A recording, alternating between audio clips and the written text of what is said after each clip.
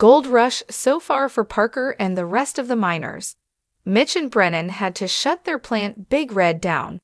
The Schnabel crew was just spread too thin. Some new hires and bingo.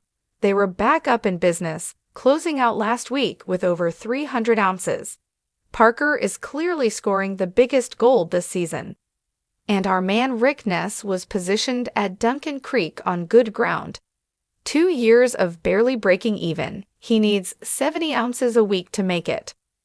Rick Ness has been behind the 8 ball for time and cash, so he brought mechanic Carl Rosk back to the fold. They had to move a wash plant across a river that has steep access and lots of questionable maneuvering last week, and it worked out. Ness is still fighting time as his wash plant must generate more money to pay for all his expenses that are piling up on him. His pay average up until this episode was around 40 ounces of gold, but newcomer Mark Doverspike seemed like a promising addition to the Ness crew. Hometown pal Cruz is still working out well too. Remember that Rick has to pay Troy Taylor 100 ounces a month as a lease royalty payment. This week will we see his new expensive hopper feeder paid off. He is just above water after paying Troy off and paying out the hopper cost.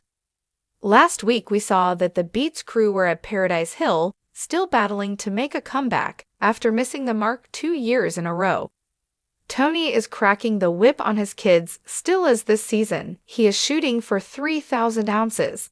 His daughter Monica and sons Kevin and Michael are working overtime. Make sure to tune in to see how this new crew is working with the existing Schnabel crew, and if Parker continues his hot streak with gold yields. He really has the Midas touch this season.